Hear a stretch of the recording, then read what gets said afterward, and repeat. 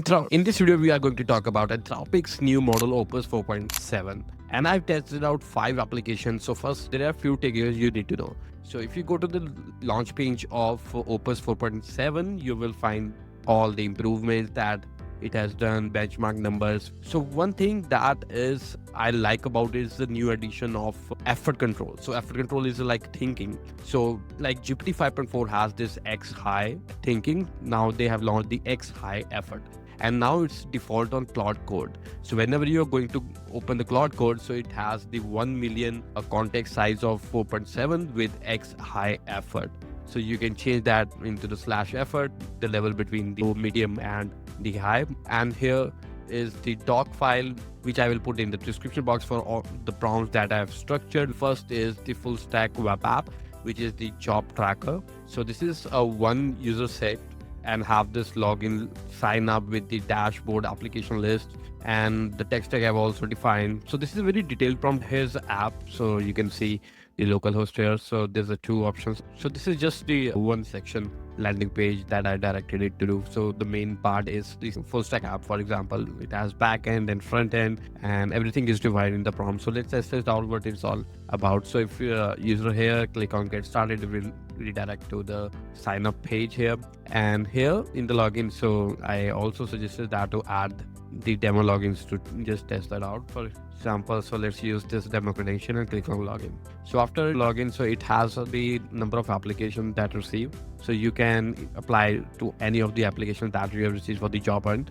Here, the applications by week, it just gives you the number.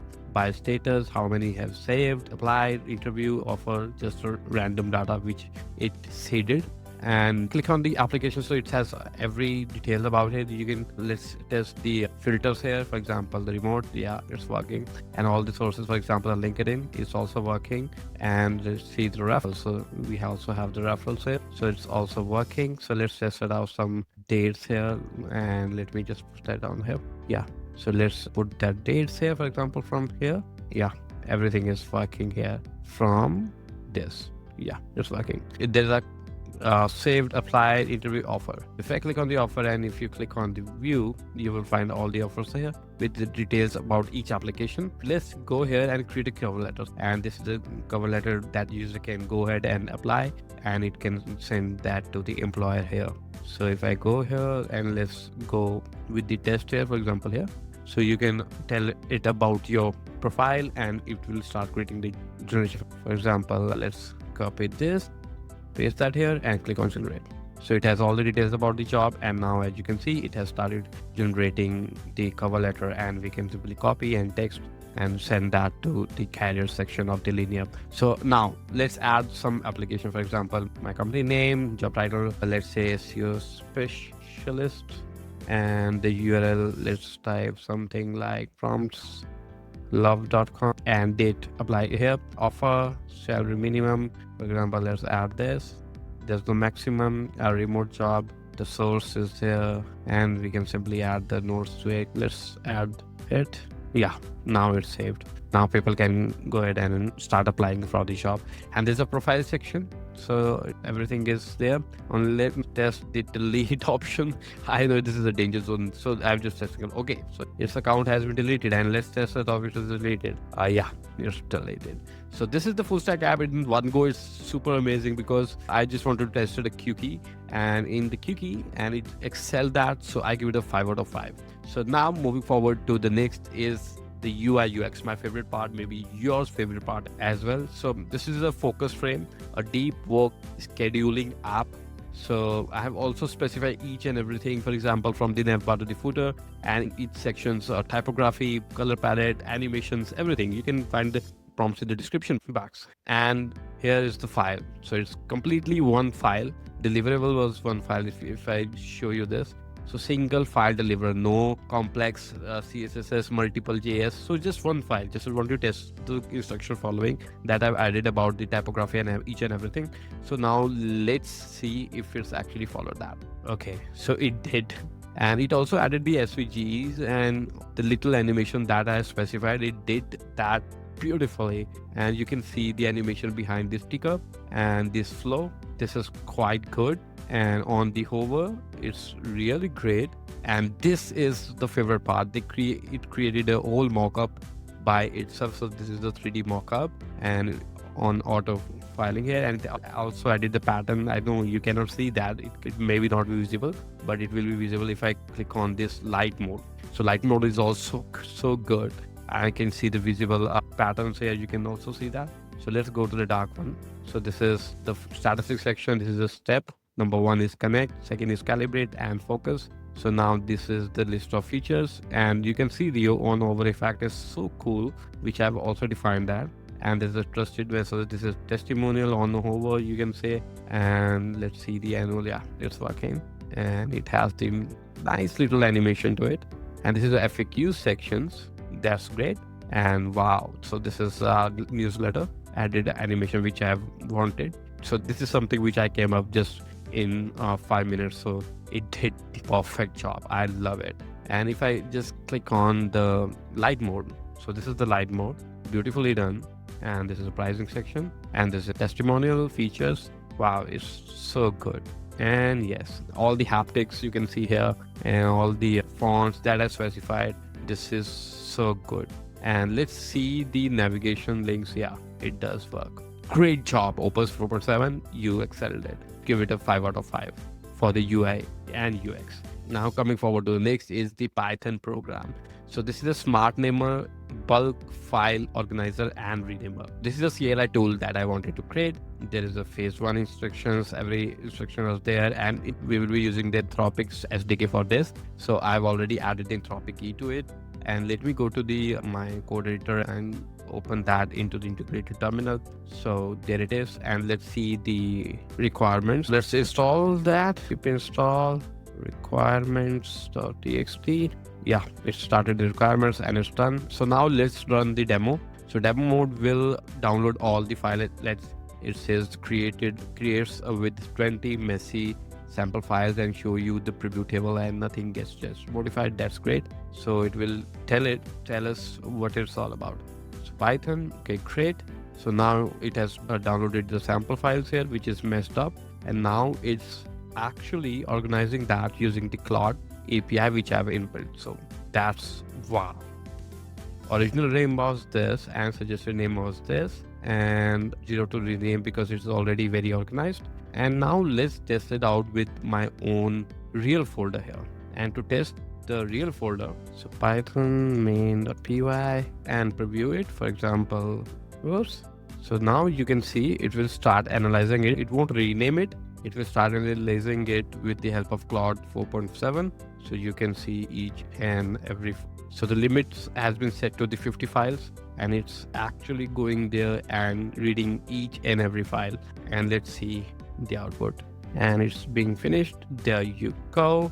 So these are the original name, and these are the suggested ones. We need to add the execute to apply those changes. So this is a great tool, and I give it a 5 out of 5 because it didn't break and it worked flawlessly.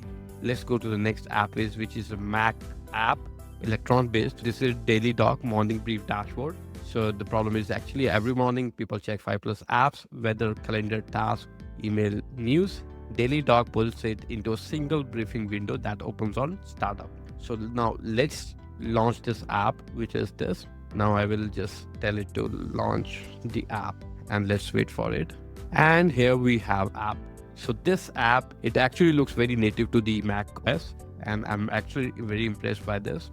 And it added the top headlines. Obviously we need to add the news API key to get the latest news. And there's the daily code, and this is today's focus. Let's type the focus, for example, completing this video.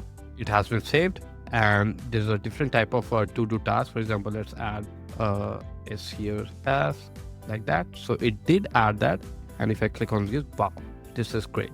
And this is the weather. So let's change my name to Raman, and San Francisco city temperature unit. That's great. And we can add the open weather map API key, news API key, and the news tech we want to include, and the auto open on the startup. Yes. And if it's the light theme, let's see the light theme here. Click on save. Wow. So light theme also looks very native to the Mac OS.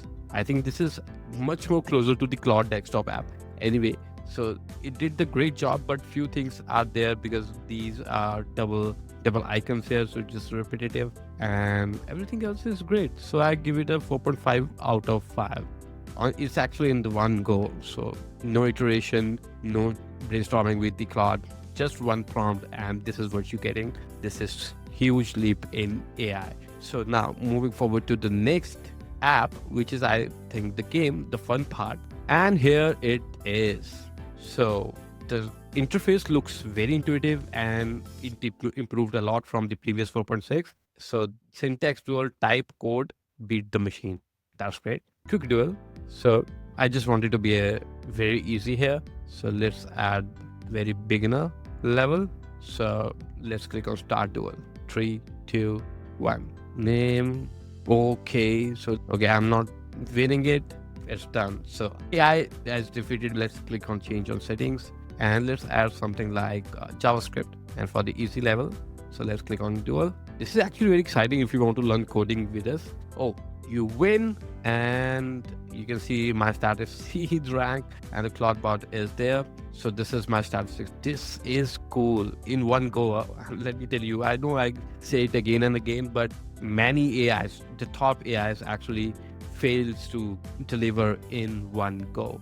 Let's click on change settings, and I can play this. I will save this particular game for myself and add a bit of iteration to it and add more AI stuff to it, and it will be actually very exciting idea to have this coding game that will compete with the AI. So that was the 5 apps we have created. Now coming for the fun part, I don't think if you want to see this, let's play a chess game. I know I do that again and again, but I just love every bit about it. And let me launch the app. Let's go to the chess here, and yeah, 4.7 is here.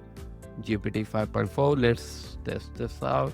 Yeah, there you go. So I don't want to add any thinking to it because it will take so much time and also the money on the line. So white is Opus 4.7 and black is GPT 5.4. Let's start the match. So Opus to go, pawn is out and the knight is out. Both.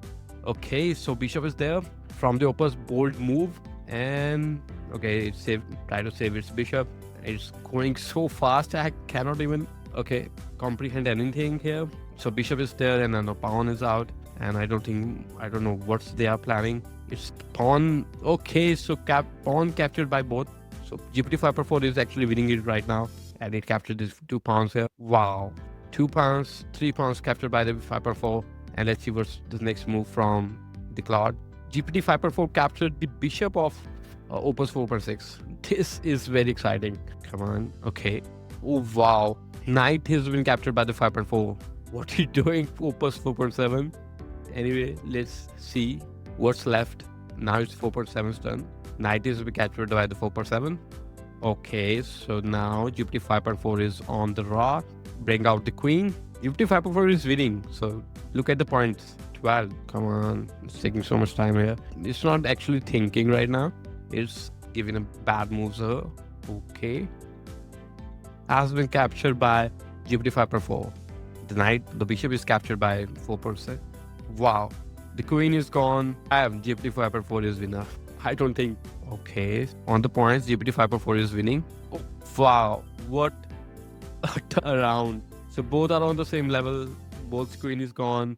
This is insane. But GPT 5.4 has this upper hand because it has his rook as well as I don't know what is going to happen.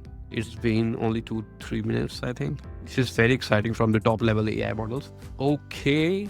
The rook is also gone from the GPT 5.4. I don't think. So it's a draw. But on the point system, GPT 5.4 is winning. Anyway, let's see what GPT 5.4 do with the bishop.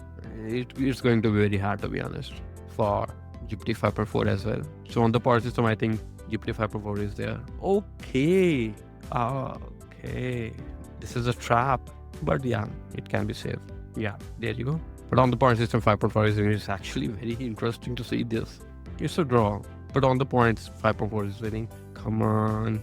The moves are 33. Maximum moves is actually 1. Okay. And pawn has been captured by Opus 4.7. Come on. Okay. Bishop is gone. And only king versus king, I think it's a draw. Oh, now it will be turned as a queen. There you go. Yeah, I knew it's a draw. But on the points, if you see on the points here, Opus 4.7 was actually winning because it got the queen at the end, which was converted from the pawn. Anyway, so it was a draw. So how did you like this? Do let me in the comment box. I love this model and I'm going to play more in the coming days. What do you think about it? Let me know in the comment box. So see you in the next video. Until then, bye bye.